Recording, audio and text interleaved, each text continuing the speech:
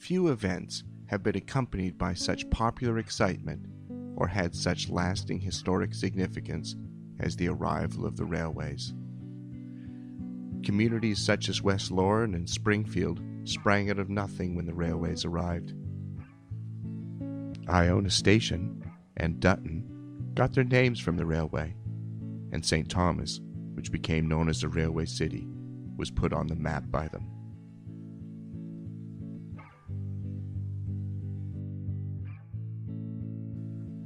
There are a million stories on the railway. Anyone who worked on them, anyone who rode on a train, or anyone who just watched them pass by has a story of how it affected them and their community. The Elgin Historical Society, in partnership with the Elgin County Museum and the Elgin County Railway Museum, wish to tell some of these stories. We will begin by focusing on the four principal lines of St. Thomas-Elgin. This film will give the briefest chronological outline, as any major retelling of 150 years of railway history would take many hours. The first railway to operate in St. Thomas-Elgin was the London and Port Stanley Railway, also known as the LNPS. July 5th should be a special day in St. Thomas history, for it was on July 5th, 1856, that the first train arrived at the LNPS depot in St. Thomas. Very soon it seemed that there wasn't much to celebrate. Shoddy construction, bad management, and just some bad luck led to financial disaster for the LNPS and its principal investors, namely London, St. Thomas, and the counties of Middlesex and Elgin. The county of Elgin lost nearly 95% of their investment. St. Thomas lost only 80% of theirs. The LNPS was then leased by a succession of larger railroads who prized its connection between London St. Thomas and the harbor in Port Stanley. Oil, agricultural goods, timber, and especially coal were taken from the docks and delivered to the markets in the cities. The LNPS also ran a popular passenger service, allowing the people of St. Thomas an easy escape to the beach at Port Stanley. In 1914, the City of London took control of the line and electrified it. The LNPS was to serve as a model for Sir Adam Beck's vision of a series of interurban electrified lines running throughout Ontario. Beck's vision would never come to be, but the large investment in the LNPS left our area with a state-of-the-art interurban railway. In 1957, passenger service was discontinued, and soon after, electrification ended. Freight service did continue, and in 1965, the line was acquired by CN. Failing infrastructure and a lack of investment saw the southern section of the line abandoned in 1982. CN continues to operate the northern section of the line as the Talbot subdivision. In the 1980s, a group of volunteers reconditioned the southern section of the line. It now operates as the Port Stanley Terminal Rail, an historic tourist attraction. Another recent development has been the building of a two-thirds replica of the 1923 LNPS station on Talbot Street in St. Thomas.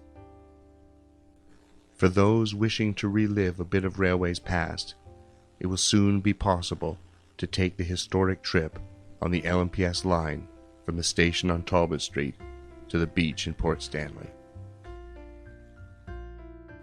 The second railway to arrive in St. Thomas-Elgin was the Great Western of Canada. At the time of Canadian Confederation, the Great Western was the largest railway in the world. But bigger did not mean better. Its sprawling lines and inefficient management had led to decades of financial losses for its investors. The Great Western had bypassed St. Thomas in favor of London in the 1850s, but they now chose to run a line through Elgin County in order to compete with the newly announced Canada Southern Line. The two railways then raced to complete their lines. The Great Western won, narrowly. It would be the last time that the Great Western got the best of the Canada Southern. In 1871, the Great Western opened its loop line between Glencoe and Fort Erie. Within a decade, the Great Western was purchased by its rival, the Grand Trunk Railway. The two railways had been in a financially disastrous competition for over 20 years. The merger did little to help. This financial strain led to many safety problems. In this period, the Grand Trunk was responsible for two of St. Thomas's most notable railway tragedies. The most famous, on September 15, 1885, saw a locomotive strike and kill Jumbo the Elephant. In 1887, a Grand Trunk train struck a westbound Michigan Central train carrying several oil cars. The resulting explosion killed 14 people and injured over 200 and burned several city blocks. Public outcry over the carnage led to better signaling, and the accident site is now best marked by the BX Tower, built in 1917 to manage traffic between the Michigan Central and LNPS lines. The Grand Trunk would continue to struggle until eventually being absorbed into Canadian National Railway in 1919. In 1896, the Grand Trunk Railway leased its airline to the Wabash Railroad. The Wabash was a powerful American railroad from the Midwest. It ran a passenger service as well as an extensive freight business, hauling the agricultural produce of the Midwest to the markets of the East. For this reason, it wished to extend its reach to Buffalo. The Wabash would continue operating out of St. Thomas for the next century, undergoing two name changes. In 1962, it was purchased by Norfolk and Western. In 1982, Norfolk and Western merged with the Southern Railroad to form Norfolk Southern. Today, operation of the line has reverted to its principal owner, Canadian National. The first of the great east-west lines to run through St. Thomas-Elgin remains its last in operation.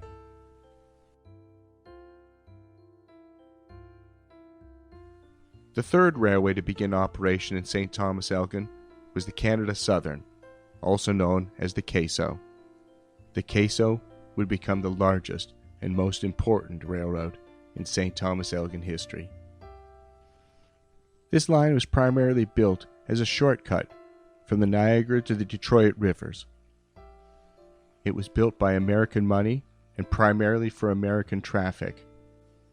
The route south of Lake Erie had become congested, overcrowded, expensive, and bypassed Detroit. The route north of the lake was shorter, flatter, and much cheaper. Railroads in Michigan and New York State were desperate for the connection, and this can be seen in the speed of the line's construction. The line received its charter in 1869, and construction began the following January. By 1872, the line had reached St. Thomas, and by 1873, it was in full operation between Amherstburg and Fort Erie. St. Thomas invested heavily in the Canada Southern, and as a condition of that investment was made headquarters, with shops, offices, and the magnificent Italianate station which still stands today. The opening of the line led to an explosion of growth for St. Thomas, unprecedented at that time in Canadian history. Businesses prospered, and a golden age dawned on the city. Many of St. Thomas's finest public buildings, churches, schools, and private homes date from this period. In 1883, the Canada Southern was leased to the Michigan Central Railroad. The Michigan Central, like the CASO, was controlled by the Vanderbilt family's railroad empire. New management brought new investment, and the evidence can still be seen in two of St. Thomas's most notable surviving railway structures. The new and expanded Michigan Central shops were built between March 1913 and May 1914. They operated until 1988 and now house the Elgin County Railway Museum. The Michigan Central Bridge at the west end of St. Thomas, spanning the Kettle Creek Valley, was built in 1929. It was the third such bridge in the same location. In 1930, the Michigan Central was merged with its parent company, the New York Central. At that time, the future of railroading seemed limitless, and the New York Central took out a 999-year lease on the line. Troubles for the railroad were to come much sooner than that, and by 1968, the New York Central was bankrupt. As a condition of receiving government assistance, the New York Central was forced to merge with its longtime rival, the Pennsylvania Railroad, to form Penn Central. The merger was a complete disaster, and within months, Penn Central was also bankrupt.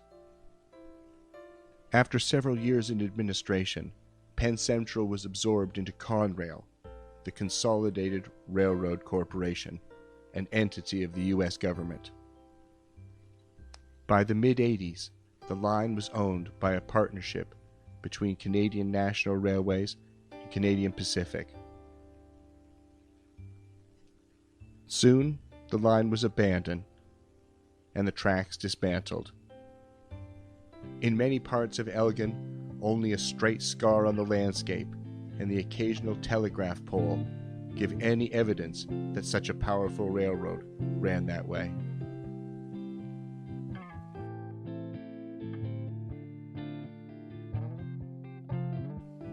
The last railway to establish a significant presence in St. Thomas began life as the Lake Erie and Detroit River Railway.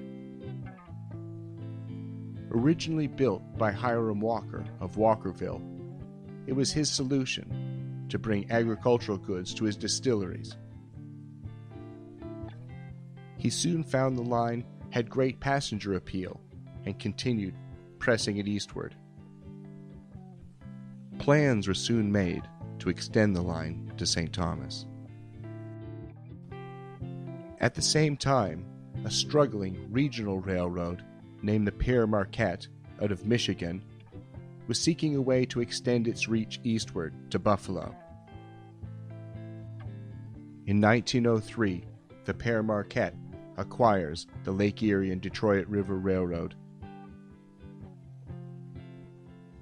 After a series of bankruptcies, it becomes obvious that the Pere Marquette will never extend its tracks from St. Thomas to Buffalo as originally planned.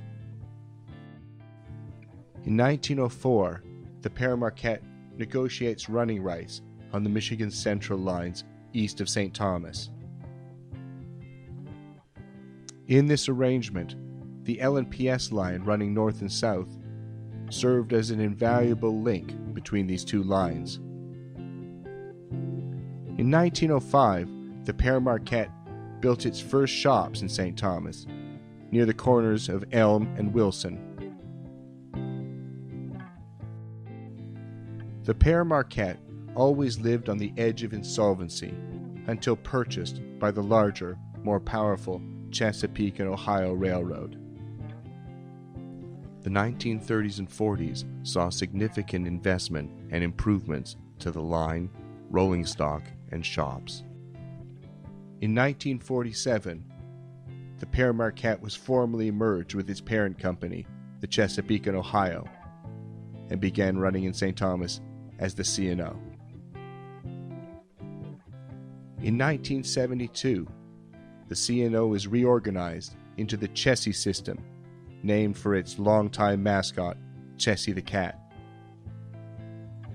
In 1985, the shops and divisional headquarters in St. Thomas are closed. In 1987, the chassis system is once again reorganized into CSX. 2 years later, the tracks in southern St. Thomas are dismantled, but CSX continues to running through Elgin County on the Michigan Central lines. That service too is soon discontinued, and another chapter in St. Thomas-Elgin's railway history ends. While this concludes our brief survey of the railway lines of St. Thomas-Elgin, we hope it won't be the end of your exploration. Elgin County has a rich railway heritage.